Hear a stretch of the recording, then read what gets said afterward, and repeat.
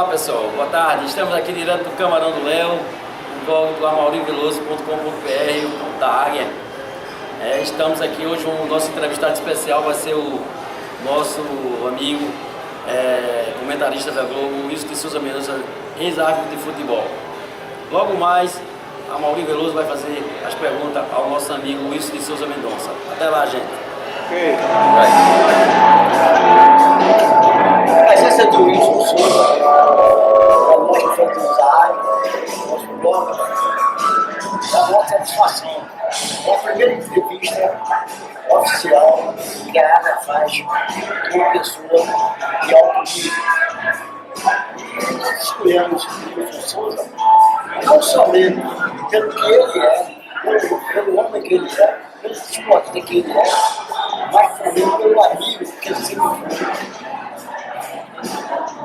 Desde a sede da federação, do esporte que eu conheci, e independente disso, a amizade pessoal que nós tivemos. É um prazer ter aqui, você é da está aqui também fazendo batalha, é um prazer estar aqui recebendo você hoje com uma satisfação, ser até colega, porque hoje é um comentarista do início de alto nível da Globo. E eu queria agradecer por tudo que a gente fez e você está aqui com todo o Brasil, que nos deixa aqui saindo muito satisfeitos.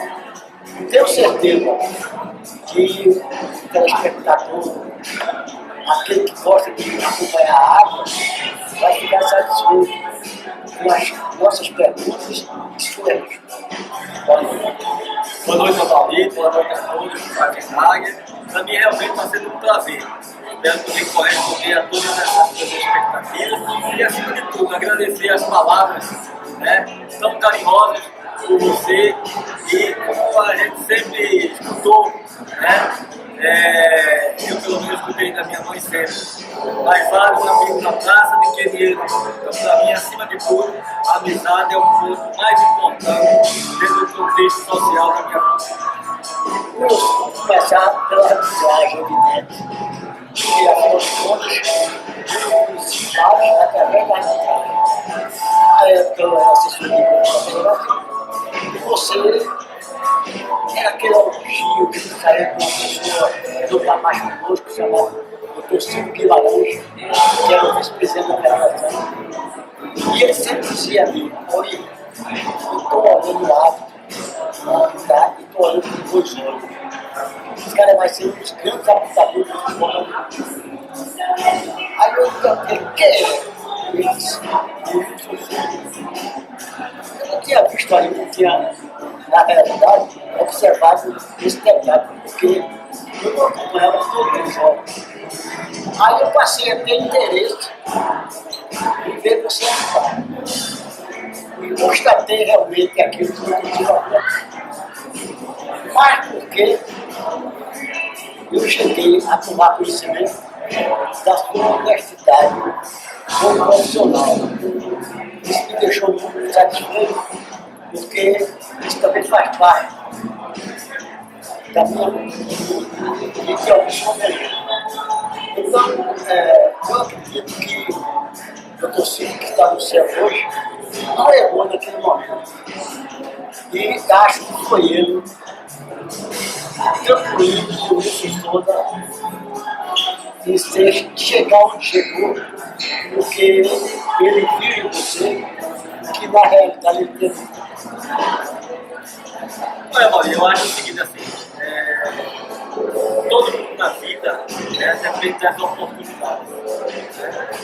E eu tive a oportunidade dada com o Silvio Guimarães, nosso amigo, e Deus o tenha em sem sombra de dúvida, fez muito por mim. E eu sou uma pessoa que sempre fui grato a ele, ao Silvio Guimarães.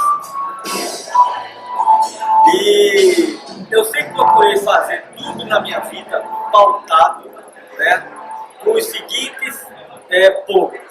Satisfação. Você tem que sentir prazer naquilo que está realizando. Competência. Você tem que estudar. Você tem que saber a fundo tudo aquilo com o qual você está trabalhando. Né? E acima de tudo, você não pode perder a sua personalidade. Você tem que ter personalidade para saber aplicar corretamente aquilo que você aprendeu. Né?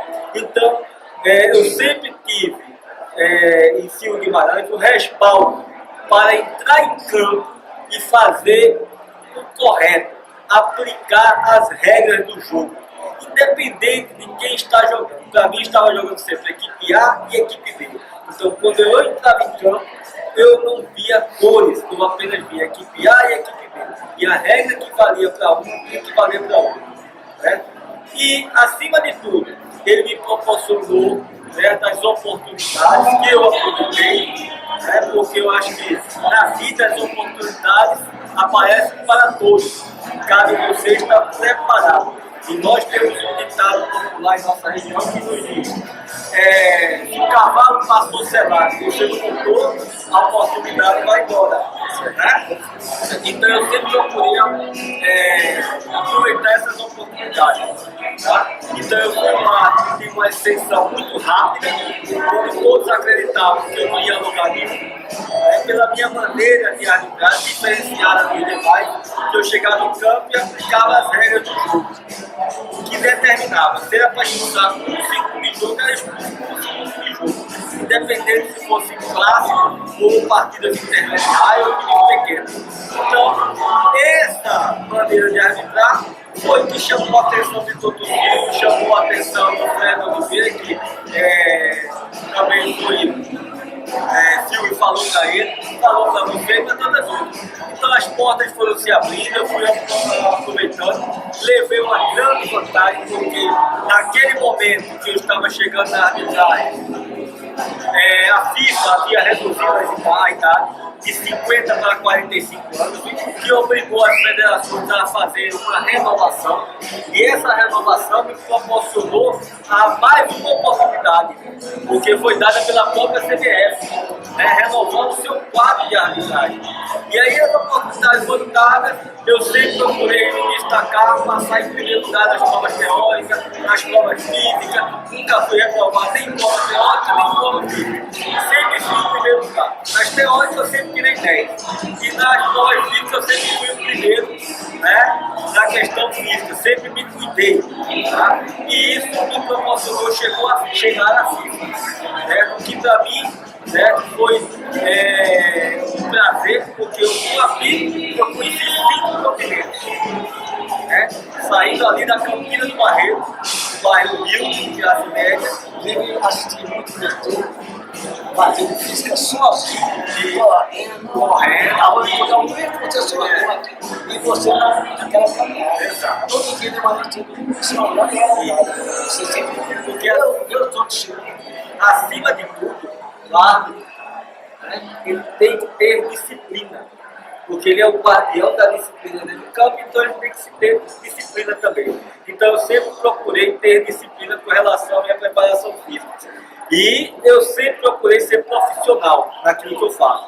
Tanto é que, durante a minha carreira, eu contratei pessoas especializadas para cuidar da minha performance, para melhorar a minha performance. Foi Eduardo Jacol, você sabe que é do Náutico,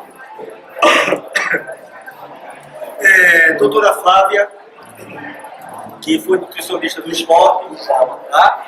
Então, eu sempre procurei ter uma equipe multidisciplinar para que eu pudesse, dentro de campo, ter um rendimento de mais alto nível, porque eu entendo que o futebol hoje é o futebol sendo jogado por jogadores de alto nível, certo? Apesar de continuar achando que o futebol se diz profissional, mas mesmo assim continua sendo dirigido por amadores.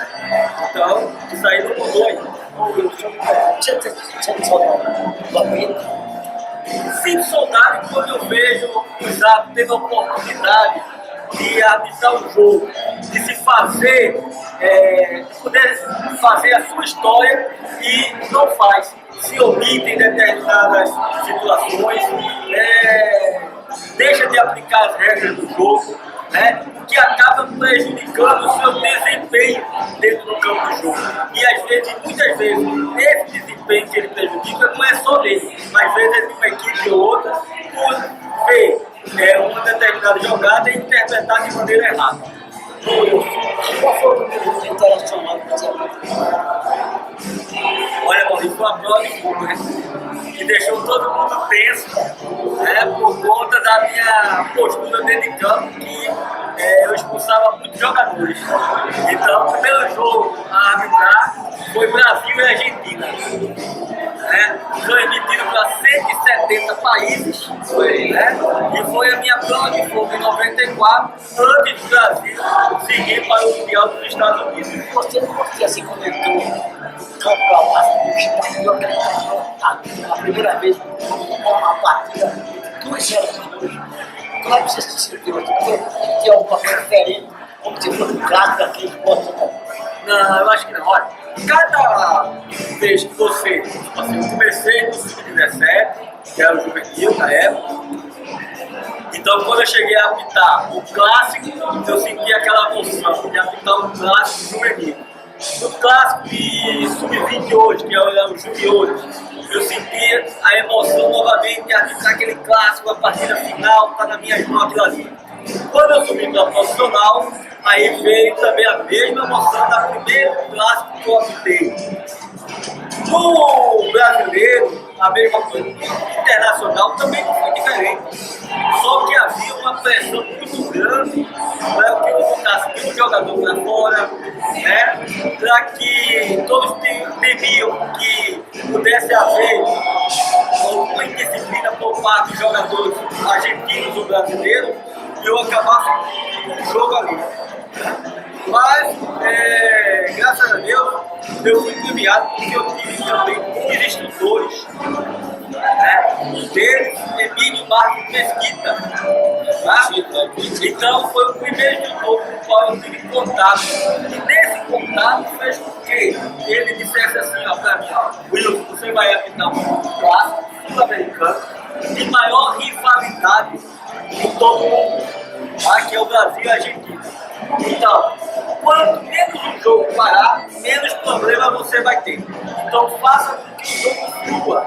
Então, foi o que eu fiz no jogo. No Brasil tinha Ricardo Rocha, era meu amigo, tá? Então, eu disse a ele, cara, no time brasileiro, porque eu já vou ter muito problema com o time argentino. E se você controlar o jogador brasileiro, já é 50% menos problema. Então o que Ricardo Rocha fez, né? Então mandava sempre deixar eu apitar, deixa ele apitar, e isso facilitou muito, porque eu pudesse desempenhar o meu trabalho lá naquela partida lá.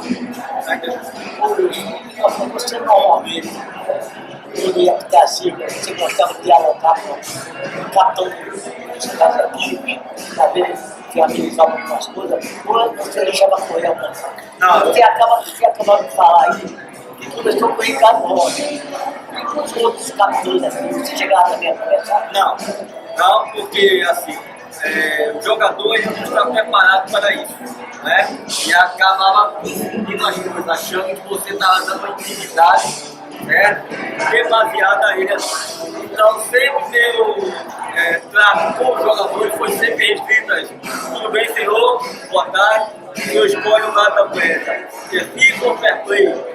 Ou o jogo pro senhor, ou o jogo pro senhor, e se acabou aí. Quando eu advertia, era a mesma coisa. Senhor, o senhor está divertido. Senhor, o senhor está expulso. Então, sempre procurei tratar os jogadores com o máximo de respeito, para que eles também pudessem me tratar com o máximo de respeito. Então, o respeito dentro de campo, sempre procurei trazer ao grupo. No momento que ele faltasse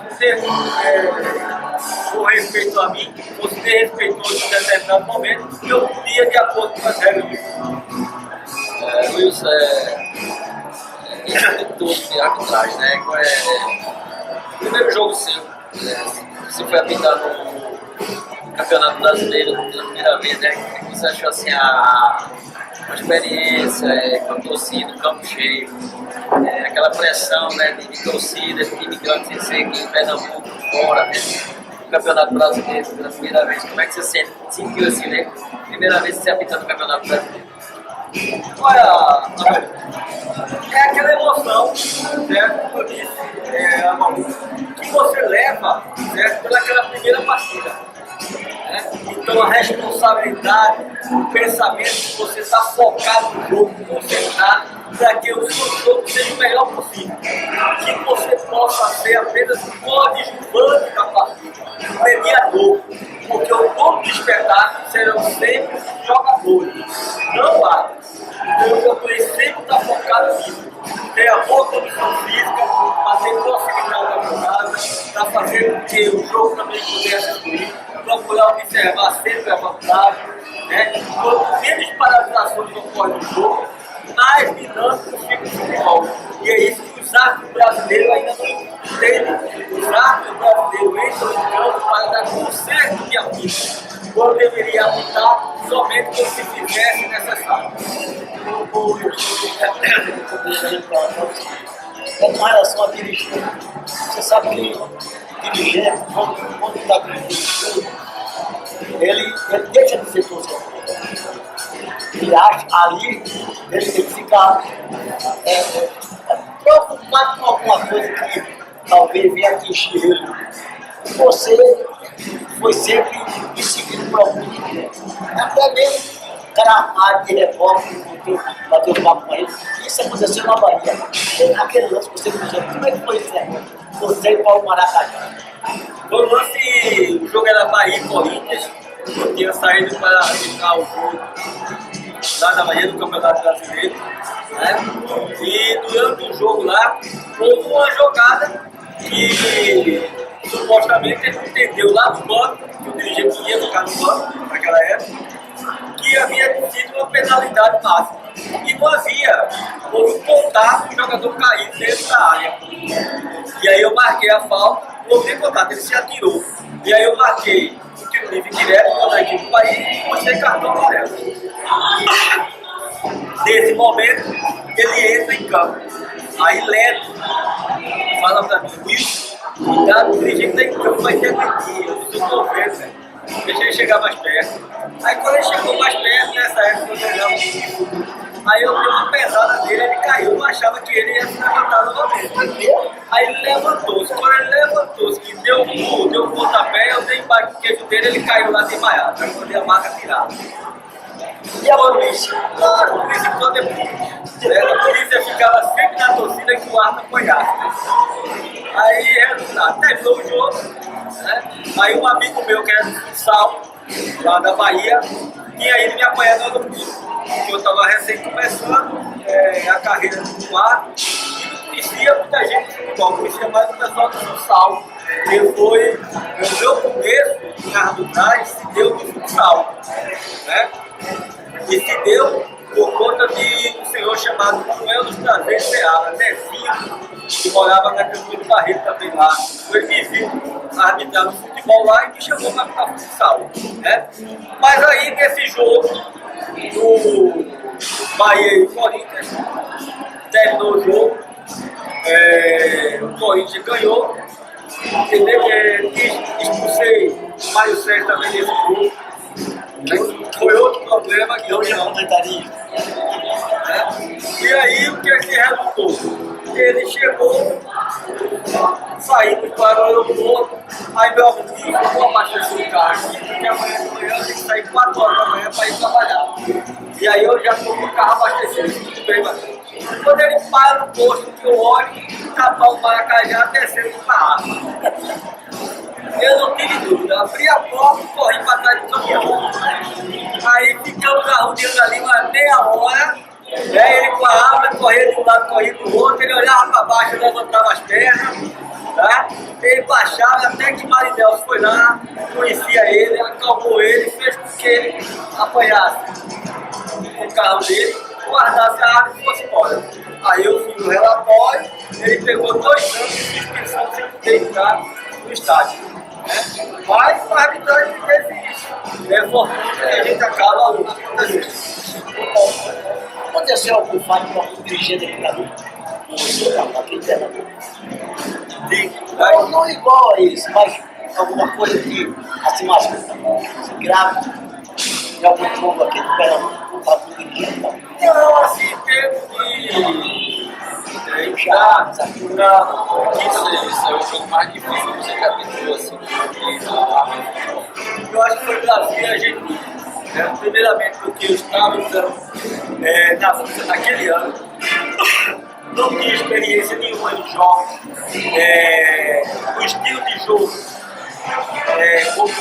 a nível de seleção, tá?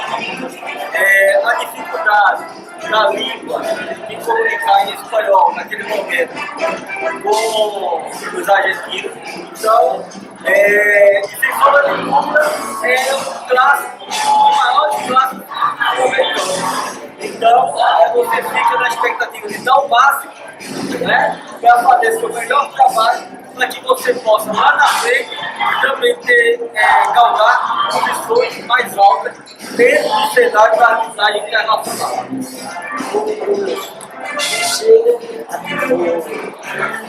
Você decisões aqui, todo mundo eu queria mais você como árbitro, porque eu confiava na sua, não que os outros fossem desonestos, confiava mais em você.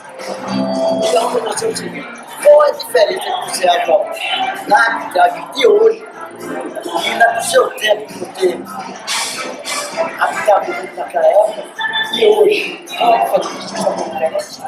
Eu acho o seguinte, eu digo assim, o SAP tem que ter a CPI, né? Mas não é a Comissão Parlamentar de Investigação, tá? O árbitro tem que ter conhecimento, tá? Personalidade, tá? Inteligência. Então, os árbitros hoje faltam isso.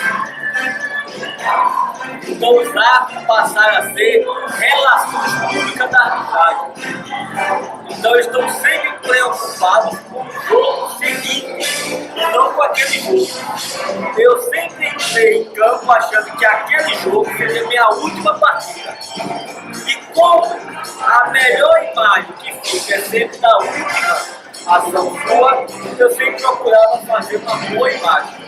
Mesmo dava o máximo para que aquela partida me deixasse a melhor imagem perante todos, perante as equipes, perante a imprensa, perante o público, todos envolvidos na partida. Né? Mas sempre pautado com esses fatores: conhecimento, personalidade e inteligência. Inteligência para quê? Para você procurar se antecipar o problema, estar à frente das ações do jogador.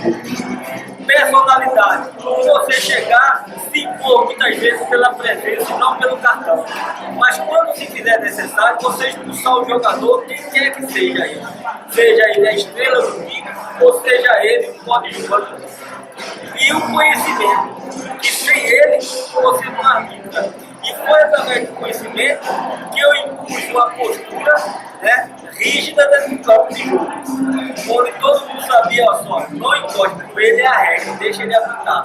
Então esse foi uma marca criada. Eu lembro muito quando você ia apitar os jogos, né, principalmente em clássico, e teve um treinador que dizia, o Wilson não bate muito, não chega muito, porque o Wilson vai em cima, é muito rigoroso, você sempre foi muito rigoroso nas partidas, né?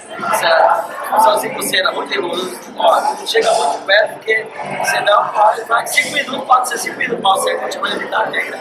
Mas essa questão da rigorosidade é uma coisa que eu discordo. Não sei se vocês concordam. Veja, meu ponto de vista.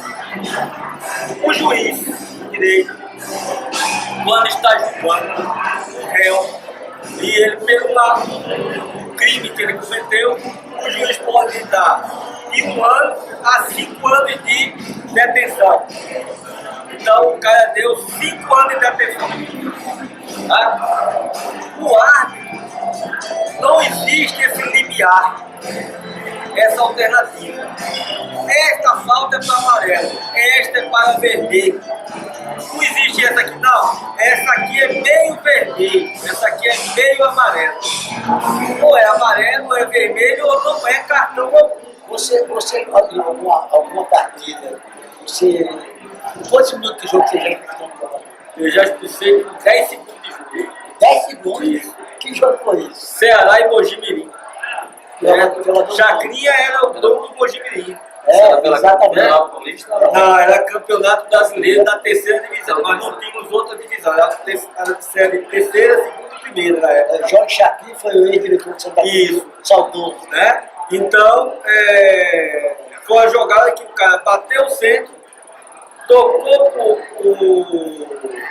o outro companheiro, o companheiro meteu lá na lateral, o lateral do Mojimirim deu um carrinho que pegou na perna do cara, que a caneleira saiu fora. Aí o cara saiu, sentou-se lá, gritando, ele tá maca. O cara que deu ficou lá fazendo o migué dele. Terminou tudo, aí eu tirei o cara lá do Ceará para ser atendido, que não voltou depois, porque não tinha condições, né? Formou um edema muito grande. E ele ficou, aí bateu a perna e disse, olha, se eu tenho condições ou não. Se não tem, o senhor sai, depois o senhor volta. Aí ele disse, não, eu tenho. Se dá para andar, correr, tudo isso. Do outro lá. O outro já tinha saído de maca. Aí ele disse, dá para andar, correr, tudo. Ele fez, então, senhor, está expulso, pode sair andando dele. Né? Ele fez, dá primeiro, se dá próximo, você mata o cara, meu amigo. Foi um lance assim, acho que bem parecido com aquele lance do Sport. Uma decisão, eu acho que foi contra o Náutico na ilha. Eu acho que com 5, 6 segundos, e era, eu não sei quem estava pitando esse jogo, e que o jogador do Sport ia para, acho que não sei se foi isso, não sei. Foi uma decisão na ilha que teve, e que o juiz era muito jogador de Santa Cruz, eu acho que foi o Sport Santa Cruz. Joga mercante, né? Esse foi um jogo na ilha, uma decisão Sport Santa Cruz, que eu acho que por 5 segundos de jogo, ele era para expulsar o jogador do Santa Cruz. E deu um pontapé do Sport, ia fazer o gol, ele ia entrar na área, e ele não deu nem cartão. Foi o Thiago, Ele deu cartão amarelo e não deu vermelho. Ele deu cartão amarelo, não, ele deu, marcou só a falta. só a falta. Não deu cartão amarelo, Não, e Thiago na outra lá, Naquele ele lance segurou e ele deu amarelo. deu amarelo. Então naquele lance, bem parecido que era para ter pensado que era o jogador. Se comenta muito é a palavra interpretação. Isso é muito discutível. Todo lugar ainda se fala disso. Interpretação do árbitro. Porque há um lance que deixa dúvidas para muitas pessoas. Agora o árbitro não tem nem 4 tempos de pensar, porque também tem que ser naquela hora. A decisão dele é ali. Aí, por exemplo, o atacante ele vai partindo, batendo o gol. Aí vem um companheiro, o zagueiro acompanhando ele, marcando ele. Ele vai no papai, aí dá uma peça cai, e o juiz vai lá e pega o amarelo para ele. Mesmo que o cara tenha tocado dele, você não tinha o cara tocado dele. Ouviu. Aí essa é a interpretação, porque tem uns que acham o seguinte, pô, o cara caiu aquele o cara derrubou ele, aí o cara vai dar um amarelo. Bom, isso aí é uma problemática da arbitragem, né? A nível, principalmente a nível brasileiro. O brasileiro interpreta muito mal as regras do jogo. Isso por quê? Porque a arbitragem brasileira está muito ruim. Tá? Não somente a nível estadual, né, mas a nível nacional. Porque eu parto do seguinte princípio: se você não tem bons instrutores, você não poderá nunca formar bons árbitros. Os instrutores hoje da CBF, a começar pelo próprio presidente da comissão de árbitros, não só a nível de CBF, mas a nível de Estado, todos os demais estados, você não tem nenhum árbitro que diga assim, não, esse foi a justiça, né? E pode, se você chega aí na CBF, o presidente da comissão é Sérgio Corrêa, que mal apitou a terceira divisão do Campeonato Paulista. Você chega em outro estado, passa pelo mesmo problemático. São pessoas que muitas vezes sequer arbitrou, mas está dirigindo a comissão de árbitros. Né? Então isso é muito prejudicial para a arbitragem, porque você não tem mais as pessoas formadoras de árbitros. Tá? Eu posso dizer que eu fui uma pessoa privilegiada. Eu tive Emílio Marques Mesquita, aqui do Brasil, Armando Marques, grande irmão. Tive a oportunidade de conversar muito com o Romualdo Arco Filho, tá? Sempre que ia a Santos, e a gente conversava. Fora do Brasil, eu tive Goicoechea, Roberto Goicoechea, argentino, tive Juan Cardelino, Uruguai, Carlos Alarcón, paraguaio, Juan Carlos Estorro, argentino, tá? Fora do eixo sul-américo, José Maria Cordesalva, né, do México. Eu tive outro alemão, né? David Will, suíço. Então, eu me cerquei de pessoas, tá, que preparadas e, acima de tudo, foram ícones na arbitragem internacional. Pessoas que poderiam e puderam contribuir, né, para o meu crescimento, e isso é muito importante. Hoje no Brasil não se tem isso. Então, por isso, se vê tanta problemática dentro da arbitragem. Você vê a questão da mão na bola, bola na mão. A CBF quem impõe. Esse é um assunto que eu ia falar com você. Ricardo, hoje, Esse é um assunto que eu ia falar com você, porque a muita interpretação desse programa principalmente se discute muito. Se foi a bola bateu no gato, não bateu, se foi branco, não foi. Então isso aí se vem discutindo. Você que faz parte da televisão hoje, você muitas vezes é chamado para perguntar. Ribrão, por exemplo, que é meu amigo, trabalha com você. Por isso é que você achou a interpretação dele. Você acha que foi pegando da bola, não foi? Se foi mal, não foi? Porque isso está se discutindo muito. Porque essa discussão toda assim. porque não é. Veja só, a FIFA soltou uma circular, certo? Dizendo que os árbitros, né, deveriam estar mais atentos a saberem interpretar a mão na bola e a bola na mão. Tá? E também, em outra circular que a FIFA soltou, que os árbitros não permitissem, tá, reclamações assuntosas, principalmente naqueles momentos em que o árbitro marca uma falta e os jogadores o cercam. Então, o árbitro evitasse esse tipo de postura. Vamos para a regra. O que é que a regra diz? A regra diz, ó, a mão na bola. O que é a mão na bola? É a ação deliberada do jogador colocar a mão ou o braço na bola. Tá? E levando em consideração o risco, tá certo, de jogar com a mão aberta, que a bola pode bater. Mas o árbitro tem que interpretar três situações. Uma, tá? Saber diferenciar mão na bola e bola na mão. Então por aí você já vê que há uma diferenciação. A distância da bola para o jogador. Então muitas vezes, quando a bola é chutada, a bola está tão próxima dele, ou a velocidade da bola é tão rápida, que o jogador não tem tempo de tirar o braço da sua trajetória. Portanto, ela bate na mão do jogador, não o jogador bate com a mão na bola. Portanto, é bola na mão. E a outra situação que a regra impõe é que o árbitro saiba diferenciar que nem sempre a posição do braço ou da mão por si só constitui uma infração. Né? Isso por quê? Porque a ação do braço é de equilíbrio, é de movimento. Quando você solta para cabecear uma bola, você necessita do braço para se funcionar. Quando você dá um carrinho, você necessita do braço para equilíbrio. E aí o jogador, a bola bateu aqui, e em nenhum momento o jogador teve a intenção. E a intenção é a única situação, dentro da regra 12, a mão da bola é a única incorreção que o árbitro tem que julgar intencionalidade. Todas as demais faltas deixou de existir intencionalidade.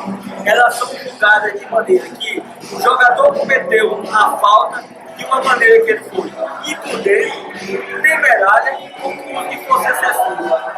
Quem pudesse ir numa jogada sem a devida atenção. Que é temerário ir na jogada sem a devida atenção, mas levando perigo à integridade física do adversário. Né? E com o uso de força excessiva. E o próprio nome já disse, é usar de uma força intensa para entrar na jogada. Então o árbitro tem que saber diferenciar esses coisas para que ele possa estar preparado. A CBF soltou uma circular que acabou por subir na cabeça do árbitro e impondo ainda mais que se o árbitro não marcar esse tipo de falta, de falta, o árbitro não será escalado na próxima partida. Como o Zá acaba sendo subserviente nas escalas, ele acaba cumprindo uma determinação errada que a CBF quer impor, e contrariando o que determina a FIFA. Se você for um árbitro que representou bem na FIFA, é tranquilo. Afinal de contas, não é todo árbitro que chega ao ponto aqui mesmo, no fim e você. Certo? Então, você for um árbitro, um exemplo, como um árbitro FIFA. E, por acaso, uma coisa que eu. Foi uma pergunta que eu vou lhe fazer, uma coisa que eu pensei. Alguém da federação lhe ofereceu algum cargo, já que você. Ele provou que era competente, não querendo desfazer dos outros, mas ao ponto de chegar lá. Você nunca foi chamado para um cargo alto daquela federação. Bem, já foi cogitado, mas nunca concretizado. Tá? Começou com o caso Alberto, quando em uma conversa que nós tivemos na própria casa dele, que eu tomava café da manhã lá com ele, por morar próximo à casa dele, e ele sempre me dizia: quando você parar a arbitragem, você vai assumir a comissão de arbitragem, que aí eu vou ficar tranquilo, não vou ter mais problema com isso aí. Aí eu digo: tudo bem, e eu vou procurar fazer dos árbitros pernambucanos árbitros de nível internacional, de nível FIFA. Resultado: quando chegou 45 anos, eu saí da FIFA, aí ele queria que eu continuasse arbitrando o campeonato pernambucano, porque ele alegava que eu não tinha preparado ninguém para assumir o meu posto. Eu disse a ele: há 5 anos atrás, eu já havia dito ao senhor que não iria mais arbitrar os 45 anos, saí da FIFA, eu parava. Ele fez: mas eu preciso que você continue, eu não tenho intenção de continuar. E você sabe como era a casa aberta. Quando contrariado, você passava a ser o inimigo número 1. Depois ele via, chamava você e se acabou. Mas naquele momento, contrariou ele. Então ele achou que eu estava menosprezando o campeonato. Eu disse que não. Eu aprendi uma postura que quando chegasse 45 anos, eu cheguei a general, como é que eu vou fazer o serviço de soldado? Então isso aí irritou ele. Aí acabei não assumindo a comissão de árbitros que ele queria. O Evandro, após o falecimento do caso Alberto, assumiu o Evandro. E Evandro sempre, antes de ser assumido, ele sempre me dizia: se um dia eu assumo a federação, você vai cuidar da formação dos árbitros, de toda a arbitragem, que aí eu vou estar tranquilo. Mas aí, os árbitros da federação, certas pessoas, buscando interesse, porque depende daquela federação, dos governos, fez uma imagem, dizendo que se eu assumisse, os árbitros, 99% dos árbitros da federação iriam sair. E com isso, toda mentira relatada todo dia passa a ser uma verdade. Com isso, o que é que aconteceu? Ele acabou aceitando e acreditando que se eu assumisse, os árbitros iam sair. Quando na realidade não sai ninguém. Porque porque os caras não têm independência que eu sempre procurei pregar dentro da arbitragem. Tá? Tanto é que houve situações aqui no estado de Pernambuco que eu passei. Eu fui habitar aqui em Pernambuco, né? E habitei pelas duas partidas, né? Que foi a semifinal e a final. E fui eleito o melhor árbitro do estado, né? Por questões aí que queriam que eu fizesse educação física quando eu fiz o personal training, que era do Ariané. Você alguma vez, porque às vezes eles comentam isso, entre dirigentes, já do debut de público, trabalhando em público também. Você alguma vez foi cantado por algum diretor de público ou por algum dirigente federal? Não. Para facilitar tudo? Nunca. Nunca aconteceu. Nunca aconteceu. E eu acho que eu fui o único ato. Mas, E ainda... você acha que alguns atos foram tentados? Eu acho assim, em toda classe profissional existem os bons e os maus profissionais, certo? Então, na nossa hoje, que a gente somos da mesma, certo? Trabalhamos na imprensa, certo? Então, os jornalistas, tantos outros jornalistas podem haver, certo? Como nos engenheiros, como nos médicos, né? Da maneira geral. Da maneira geral, existem os bons e os maus profissionais sérios e outros. Mas você nunca foi cantado. Eu nunca dei mais para isso, certo? E nenhum dirigente nunca se aproximou de mim para propor alguma ilegalidade. Principalmente porque se acontecesse, eu denunciava, né? E eu digo a você assim, eu sempre fui lá que mesmo estando em plena atividade, eu entrava lá no esporte, para falar com o doutor Silvio, abraçar ele. Doutor Silvio. É verdade? Eu ia lá no esporte para esperar Francisco das Chagas terminar o treino para sair com ele, tá entendendo? Eu ia lá no Náutico abraçar Armindo Tavares, tá? Eu ia lá no Náutico para esperar Roberto Fernandes terminar o treino para a gente sair junto, tá? Para algum lugar resolver alguma coisa. Eu ia no Santa Cruz, tá? Quando estava lá, certo? Os caras treinando lá. Então eu digo o seguinte, nunca tive rabo de palha popular, né? Para que alguém passasse um fogo e queimasse. Não. Então eu entrava e saía e ninguém me dizia nada. Tá? Então para mim é um momento de orgulho, tá certo? Porque, independente da função que eu estava exercendo, acima de tudo, eu tinha uma pessoa como você, como o Silvio, como o Roberto, como o Chico, que era meu amigo, antes de entrar no futebol. Portanto, o fato de estar no futebol, estar na equipe, não deixou de ser meu amigo. E eu não vou perder a amizade dessas pessoas. Eu sempre pensei assim, por isso sempre andei pautado nesta linha de pensamento. Você, antes dessa entrevista, a gente lembrou um fato meio triste, mas que merece a gente falar no assunto, com relação à morte do seu irmão. Seu irmão faleceu e você estava escalado para um grande jogo do Campeonato Pernambucano. E as emissoras de rádio em geral, todos os comentaristas diziam, bom, esse caso do Wilson Souza não vai apitar. E qual que seja a vereadora? Sempre você queria apitar um E como havia uma amizade entre eu e você foi atrás do Wilson a chamado dele. Me chamou para perguntar se você tinha condição psicológica de apitar. E eu telefonei para a Mané Guerra. Porque eu queria falar com ele, senão eu não. E mesmo assim, mesmo eu ter falado com o Mané agora, o Mané tem transmitido isso. Ninguém acreditava que o Wilson Souza fosse apitar o jogo e o irmão dele tivesse dando um caixão no velório, pronto para ser sepultado, preparado para ser sepultado.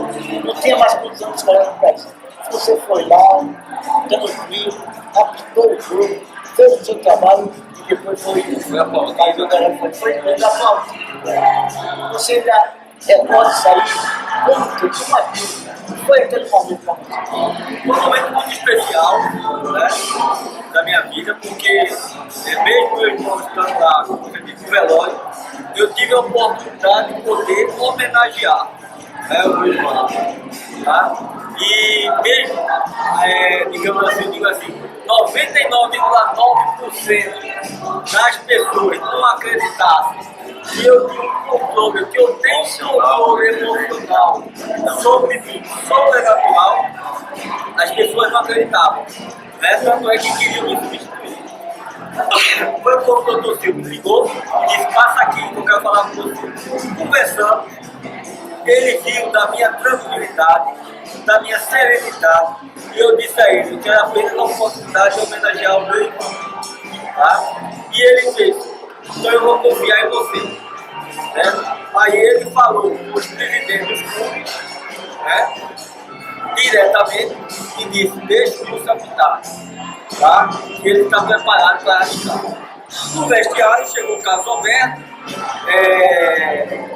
reuniu os presidentes dos clubes, né? Era José Tiro, do Santa Cruz era. Eu não esqueço o nome, porque tinha uma barba, não era engenheiro, faleceu até ele também. Tá?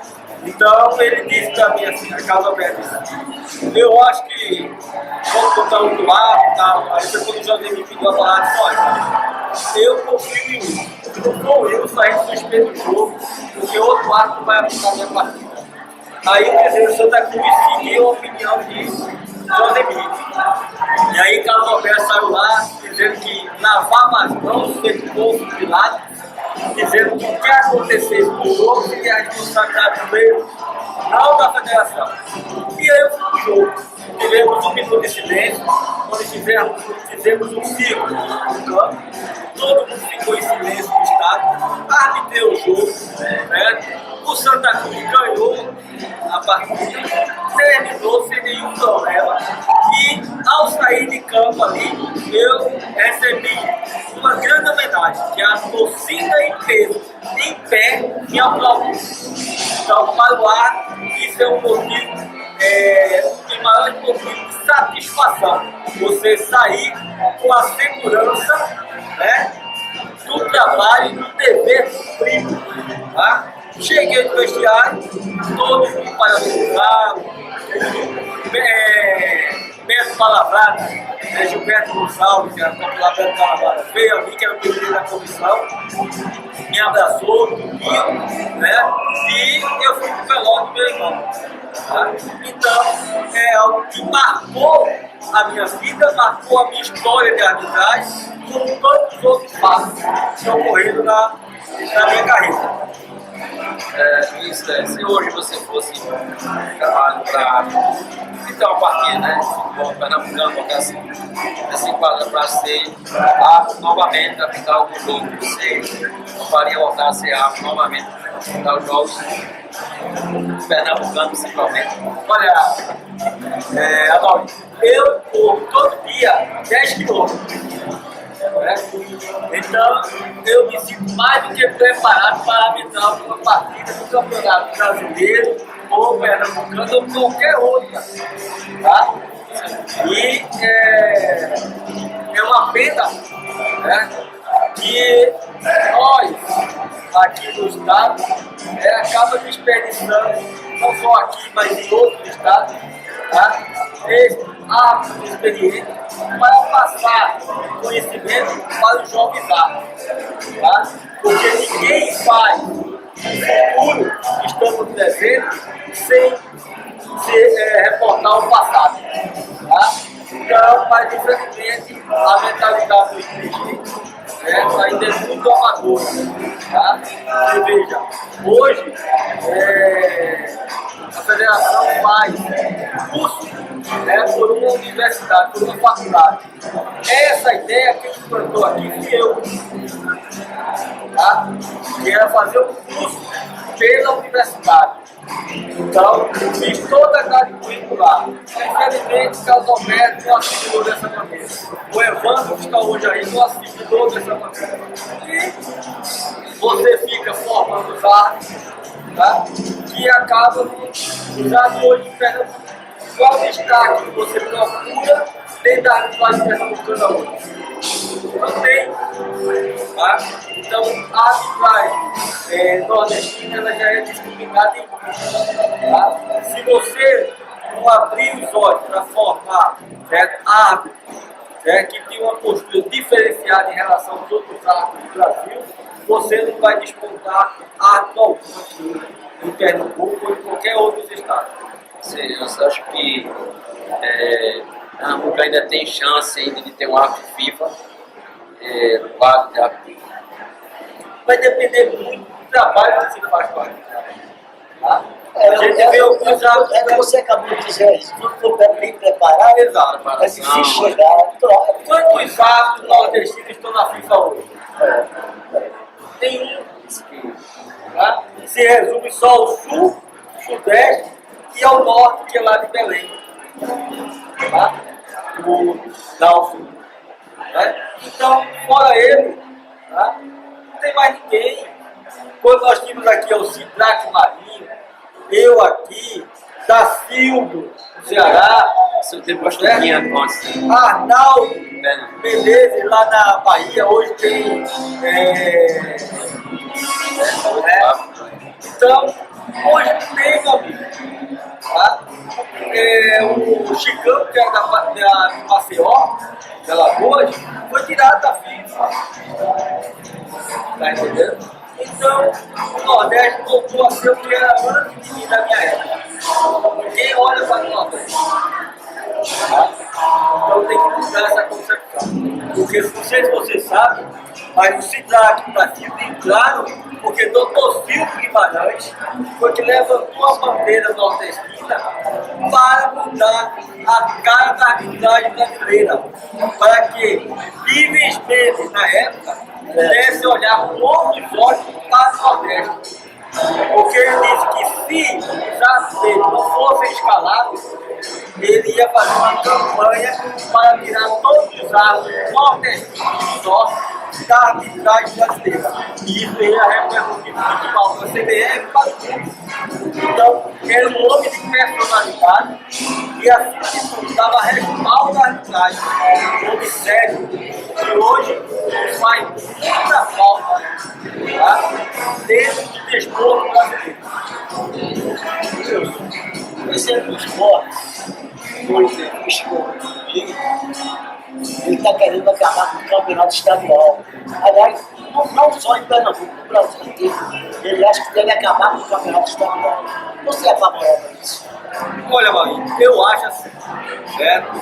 Que o campeonato estadual, certo? É um campeonato que traz prejuízo para as grandes equipes. Tá? E hoje, como você está dirigindo uma empresa, e é uma equipe, é uma empresa, você não pode expor a sua empresa a ter prejuízo. O Sport sai para jogar lá em Salgueiro. Ele vai ter prejuízo porque a renda toda é do Salgueiro lá. Então ele tem prejuízo por transporte, logística, tá? Correndo o risco ainda de um jogador, né,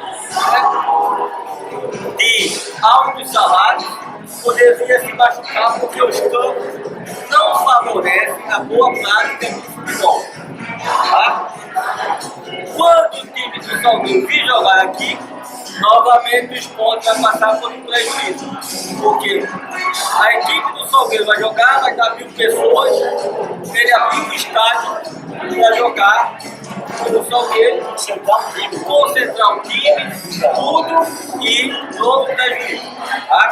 Então eu acho que a forma, tá, de se jogar o campeonato pernambucano regional devia ser modificada da seguinte maneira: a CBF criar um campeonato nacional onde pudesse abranger, tá, não só as equipes que hoje se encontram na primeira, segunda, terceira e quarta divisão, mas essas demais. Não se ia deixar de ter jogo entre Salgueiro e Central, Salgueiro e Piranga, né, e as demais equipes, mas você formava outras categorias. E o que aconteceria? Nós faríamos por regiões, chaves por região. Então, região Nordeste, região Norte, Sul, Sudeste, Centro-Oeste. Todas as equipes jogavam, saía, digamos assim, 4 equipes de cada região. Ao sair 4 equipes de cada região, você escolheria uma sede. Para em 30 dias, 40 dias, você realizar os jogos e sair como campeão, que automaticamente passaria para a fase subsequente. Tá? Com isso, você faria com que o campeonato em si tivesse 20 equipes. Fosse jogado em 40 dias e você traria uma visibilidade para aquela cidade onde estaria fazendo a sede da competição para ser jogado lá. Né? E isso aí varia com outras categorias que não a C, acima da C, o D, E, o F, né? Não ia deixar de ter os jogos regionais e não traria mais prejuízo para as grandes equipes que aportam muito dinheiro, que investem muito alto, né? Para ter um bom elenco. Eu penso assim, tá? Voltando à federação, você acha que deveria mudar alguma coisa na federação agora? Olha, a mudança, né, sempre se faz necessário em uma empresa. Né? Cabe a quem está dirigindo, né, avaliar, tá, como está o seu desempenho como empresa. Né? Hoje a federação é o quê? Ela é a detentora, é representante, né, dos clubes pernambucanos. Tá? Então, você não pode ter no interior do dia, né, e a federação rica. Então, a federação deve encontrar uma forma, né, já que mantém campeonatos regionais, os campeonatos regionais das federações estaduais, de beneficiar também da condição aqui as equipes do interior de menos recursos, certo? Possam disputar as competições, proporcionar elas a disputa da competição. Então, cabe à federação, de repente, contratar um jogador, colocar lá no clube, para que ela possa pagar, e isso traz marketing para o próprio clube, fazer com que o clube de empresa possa patrocinar a competição para minimizar os gastos com as equipes menores. Tá? Então, tudo, uma série de fatores pode ser feito. Tá? Cada presidente da federação, né, tentar buscar esse recurso de outra forma. Não esperar que o clube que saia em busca desse recurso. Porque muitas vezes o clube do interior ele não tem nem condição, nem preparo profissional para buscar recursos para o seu desenvolvimento. É o fato que aconteceu, me lembrou o fato que aconteceu agora. O Serrano de Serra Talhada foi jogar com o Petrolina. Sabe quem pagou o pessoal do Serrano? A direção do Petrolina. Aí é um absurdo. O adversário dele, ele foi que pagou toda a alimentação. Então, como é que ele tem condição de entrar numa competição? Se tem dinheiro para pagar a alimentação do atleta. Então aí cabe o quê? A federação não uma providência. Porque se tem a condição de entrar no campeonato, na segunda divisão. Você vê que até os poucos clubes, né, ele teve na divisão de base, né, dos esportes, né, que tem mais uma condição para dar o atleta hoje, né? Está muito diferente da divisão de base. Eu acho que ainda falta muito trabalho na divisão de base, principalmente para ser do esporte. Eu acho que ainda falta mais atenção na divisão de base, trabalhar mais, entendeu? Fazer um trabalho não na divisão de base, porque a gente só vê o atleta quando ele está na divisão de base, quando ele está no júnior, né? Quando você vê que quando o trabalho começa no sub-13, sub-17, mas quando ele chega no sub-18 para subir profissional, o jogador, a gente vê que quando ele vai pro profissional, a gente vê a deficiência do jogador do atleta. Tem gente que não sabe chutar direito, ele não cabeceia certo, faltou lá, não é no ar, porque esse trabalho faltou no Júnior, não é no Júnior. Eu acho que o trabalho começa no sub-13. Vai chegar no sub-17, quando você chega no Júnior, eu acho que você já está mais preparado, para quando você chegar no profissional, você vai estar preparado. Eu acho que é por aí também que essa é exato. Eu concordo com você. Mas não é questão de trabalhar no sub-13, sub-17, mas sim preparar o jogador quando ele entra na base. Ele pode, dependendo da idade dele, ele entrar em alguma dessas categorias. E o que é que resulta? Certo? Eu acho que falta pessoas mais técnicas para delinear os fundamentos do futebol, a questão do passe, do domínio da bola, né? A visão de jogo. Que o tempo que ele fica ali no 13, 17, você tem que observar. Tem que observar que eles, quando ele chega já no profissional, ele tem que chegar pelozinho, que ele sabe correr muito. E o clube também dá condição de trabalho. Dá condição de trabalho. Isso é profissional, profissional. Você vê uma incoerência que a gente vê no Náutico, por exemplo. Tem um exemplo que eu converso com as pessoas lá, da base, e eles me dizem: o jogador, a gente trabalha aqui no sub-13, no sub-15, sub-17, sub-20, depois dispensa o jogador. Outra equipe vai lá e pega e transforma o jogador em profissional.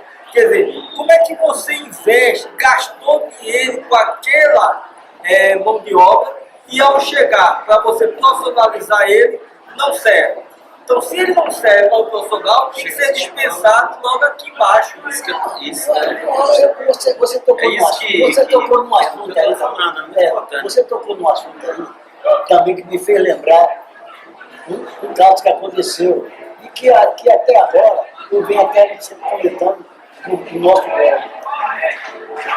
O Radão tem um filho que é goleiro, chamado Rafael, que até uma boa altura.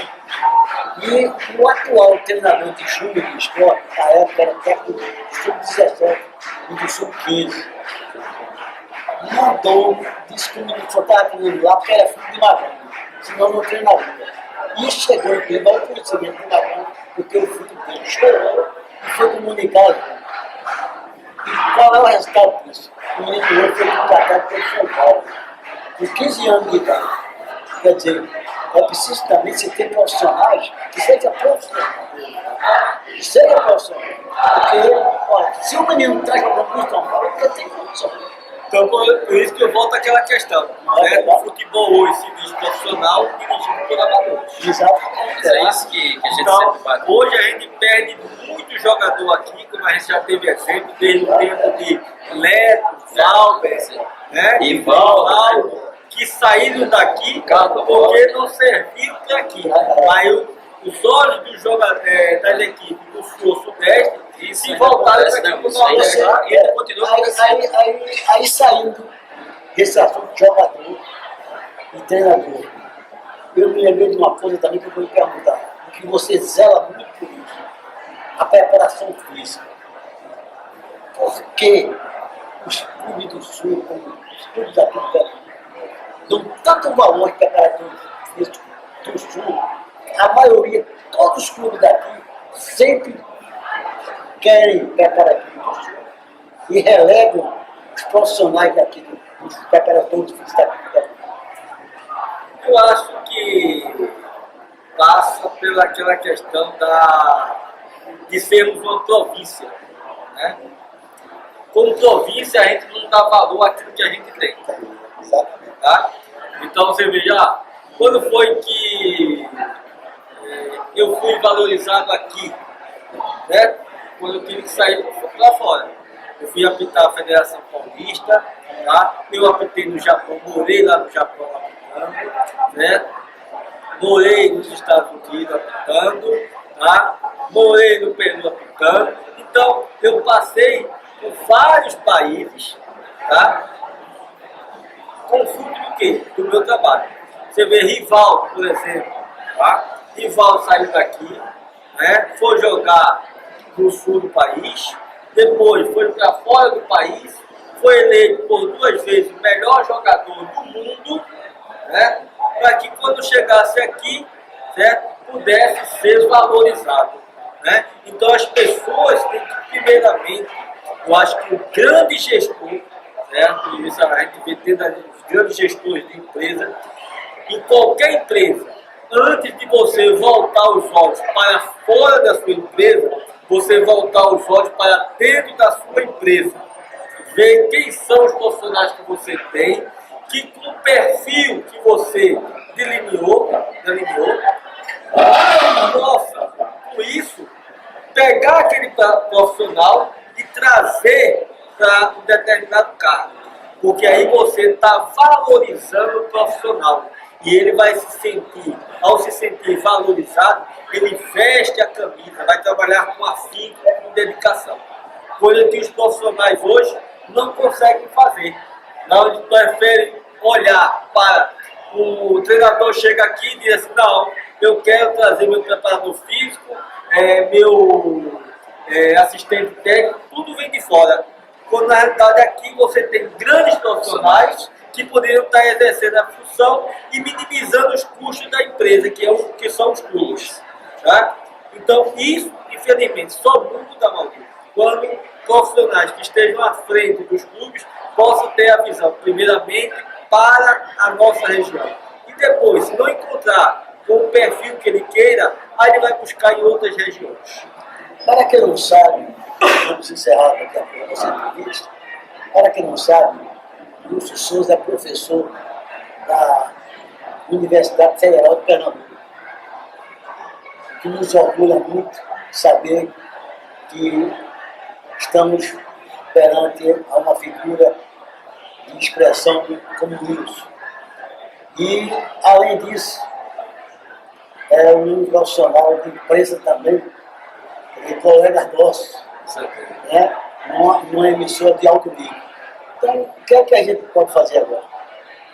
Agradecer a ele, a presença dele, aqueles que não sabiam quem era o verdadeiro Lúcio Souza, estão sabendo agora, que ele dinheirou a vida dele e explicou a vida esportiva, evidente, porque a vida particular dele, ninguém tem nada a ver com isso. Então, Lúcio Souza, nós lhe agradecemos com a maior satisfação. Você foi escolhido como o primeiro do nosso blog de muitos que virão, né? Mas você foi o querido. Porque ele, meu filho conversando comigo, eu disse a ele, rapaz, vamos levar o Lúcio Souza, que é meu amigo, e ele vai, e não vai cobrar nada. E você está aqui com a maior satisfação, que eu tenho certeza, com toda a alegria, e isso aí nos deixa altamente satisfeito. Com certeza, a gente fica muito feliz, né, em ter você aqui no nosso blog, como nosso primeiro convidado, né, espero que venha outras vezes, né, e com respeito que nós temos a você, e ficar também muito feliz da sua participação, espero que nós tenhamos junto novamente, e dizer a você que você é um grande profissional, né, e parabenizar pelo seu trabalho como árbitro, e como comentarista, não deixa a desejar. Com certeza, e o blog do Águia, se Deus quiser, ainda vai contar com vocês e todo o futebol de Pernambuco. Uma boa noite e boa sorte, né, na sua profissão. Inclusive agradecendo ao Camarão Léo, com que é certeza. Importante, que apoiou. Ele deu esse espaço, que está abrindo esse espaço para a gente fazer isso. Para quem deu esse espaço. Quando eu disse que o Adalito saiu de trazer o Wilson, ele disse excelente. Ele aprovou, o próprio dono, um dos nossos patrocinadores, aprovou você, inclusive veio aqui somente para conversar com você, rapidamente, para inclusive pessoalmente. E agradecer a Ricardo, né, Léo, que deu essa oportunidade para a gente estar aqui hoje, abrir esse espaço maravilhoso, né, que é o Camarão do Léo, e vamos ter esse programa aqui todas as quinta-feiras. Então, eu tenho que agradecer também a Ricardo, e aquele abração, velho. Muito obrigado pela apoio. Eu é que tenho que agradecer a oportunidade que tive, certo? Primeiramente, de rever meu amigo Dauli, certo? A Dauli a gente sempre se vê, né?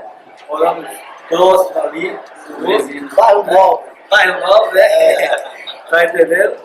E dizer que sempre estarei aí ao seu dispor quando possa se fazer necessário para que eu esteja aqui desfrutando desse momento que, sem sombra de dúvida, Inclusive, Wilson, eu esperava você vir de barco, porque eu tenho acompanhado você pela televisão, nos jogos que eu assisto pela Sky, você com barbutinho. Mas já passou essa fase, a gente Agora bem diferente. já passou, a modelo vai mudando o estilo, as características, vai mudando o estilo, né?